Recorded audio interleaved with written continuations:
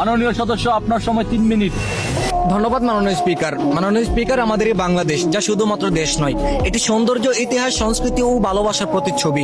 সবুজে ঘেরা মাঠ, নদীর বুকে ভেসে যাওয়া নৌকা আর মানুষের আন্তরিকতায় দেশকে গড়ে তোলে অপরূপ সৌন্দর্যে। ভাষা আন্দোলন ও মুক্তিযুদ্ধের সাহস আমাদের সবচেয়ে বড় গর্ব। এই বাংলার প্রতিটি মাটির কণায় লুকিয়ে আছে স্বপ্ন, সংগ্রাম ও ভালোবাসার গল্প। তবে অত্যন্ত দুঃখের সাথে বলতে হয় মাননীয় স্পিকার, আইনের অসচেতনতা আর বেকার যুব সমাজের কারণে দেশ সঠিক পথ চলায় ব্যর্থ হচ্ছে।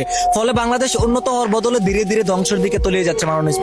মাননীয় স্পিকার, আজ আমি দেশের কিছু গুরুত্বপূর্ণ বিষয় নিয়ে কথা বলতে চাই, যে বিষয়গুলো অবহেলিত থাকার কারণে আজও আমাদের দেশ উন্নয়নের ছোঁয়া পায়নি। মাননীয় স্পিকার, আমরা সেই বাংলাদেশি যে দেশের প্রধান কাজ হলো চুরি, চাঁদাবাজি, ছিনতাই, খুন খারাপি, যার কারণে আজ আমরা উন্নতিশীল চায়না থেকে প্রায় 1000 বছর পিছিয়ে আছি।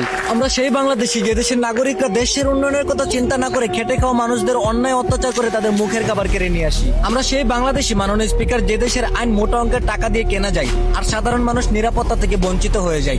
যে দেশের আইন মোটা অঙ্কের টাকার কাছে বিক্রি হয়ে যায়, সে দেশ কখনো শান্তিপূর্ণ হতে পারে না। মাননীয় স্পিকার, যে দেশে ভাইয়ের সামনে তার বোনের দর্শন হয়, বাবার সামনে থেকে তার মেয়েকে তুলে নিয়ে দর্শন করতে পারে, ঠিক একই জঘন্য ঘটনা 1000বার ঘটে যাওয়ার পরে আর কোনো প্রতিবাদ হয় না, এই অকালপক্ষ দেশে কখনো শান্তি ফিরে আসতে পারে না। এই অশ্লীল জাতি কখনো উন্নয়নের আশা করতে পারে না। মাননীয় স্পিকার, যে দেশের রাস্তাঘাটে মা বোনদের নিরাপত্তা নেই, ঘর থেকে বের হলে সুস্থভাবে বাড়ি ফেরার ক্ষমতা নেই, হাজারো স্বপ্ন, আশা, আকাঙ্ক্ষা, চিন্তা এবং দর্শনকারীরা কেড়ে নেই, সে বিশৃঙ্খল দেশের শান্তিতে জীবনযাপন করা বিলাসিতা হয়ে পড়ে। মাননীয় স্পিকার, আজ আমরা লজ্জিত মাননীয় স্পিকার, দেশের আইন সহ হাজার হাজার স্পেশাল ফোর্স থাকা সত্ত্বেও সাধারণ মানুষের নিরাপত্তা নেই। প্রবাসী ভাইয়েরা অর্থাৎ রেমিটেন্স যোদ্ধারা দেশ ও জাতির উন্নয়নে তাদের জীবনটা দেশের বাইরে কাটিয়ে আসে, কারণ এদেশে কাজ নেই, এদেশে শান্তি নেই, ভরসা নেই, বিশ্বাস নেই, কোনো কিছুই নেই। তারপরও দেখা যায় দেশে ফেরার পথে হয়তো এয়ারপোর্টে নয়তো রাস্তায় তাদের সর্বস্ব লুট হয়ে যায়। মাননীয় স্পিকার, উপরোক্ত আলোকে বিবেচনা করে দেশকে দেশের মতো ছেড়ে না দিয়ে সাধারণ জনগণের অগ্রাধিকার নিয়ে দেশ ও জাতির উন্নয়নের লক্ষ্যে কাজ করুন এবং সাধারণ জনগণের নিরাপত্তা বজায় রাখুন। ধন্যবাদ মাননীয় স্পিকার।